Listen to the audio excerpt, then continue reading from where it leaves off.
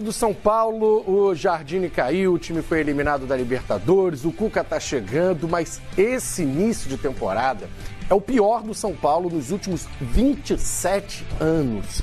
A gente vai mostrar esses números, quero a análise do Rodrigo Bueno, porque o que explica, Rodrigo, esse pior início do São Paulo, 27 anos, investimento em reforços 45 milhões de reais, 8 jogos no ano, aproveitamento de 41,6%, 3 vitórias, 1 empate, 4 derrotas, 8 gols marcados. Não marcou em 5 dos 8 jogos. Talvez isso aí chama muita atenção. Gols sofridos, 7. Não foi vazado em 3 dos 8 jogos.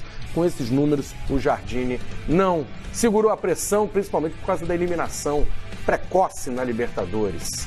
Como explicar, Rodrigo Bueno, esse início péssimo do São Paulo? Começa por cima, né? Uma série de equívocos administrativos, né? O São Paulo com o Aguirre conseguiu ser competitivo, inclusive em clássicos, que vinha sendo um problema para o São Paulo.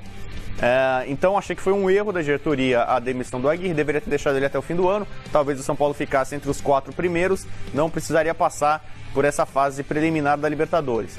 Depois, a efetivação do Jardine com pouco tempo de trabalho e sem resultados efetivos, o time caiu de produção já no final do ano passado com o Jardine, mesmo assim ele foi efetivado. Acho que porque o São Paulo tentou, o Abel Braga não conseguiu, era um primeiro plano. Sondou o Cuca já com problemas de saúde também não aceitou naquele momento. E aí houve essa efetivação equivocada do Jardine para um campeonato de Libertadores com fase preliminar muito arriscado. E a falta de experiência do treinador, né, a falta de comando também, isso teve um peso. Na parte tática, a gente vai ver depois, o São Paulo tem problemas ofensivos muito sérios. Dos últimos 6 jogos, o São Paulo fez gol em apenas uma partida.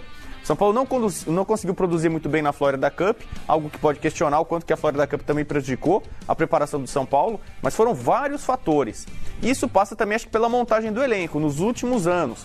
O São Paulo trouxe peças importantes do meio para frente, o Pablo e o Hernanes, que mais ou menos batem com os bons jogadores que o São Paulo já tinha, né? Embora muitos deles em forma ruim. Mas o São Paulo não resolveu problemas nas laterais. Volante que o São Paulo tentou contratar, o William Arão não veio, o Júnior Urso não veio. Eram jogadores que poderiam dar mais dinâmica, a proteção à defesa do São Paulo e dinâmica. Isso não aconteceu.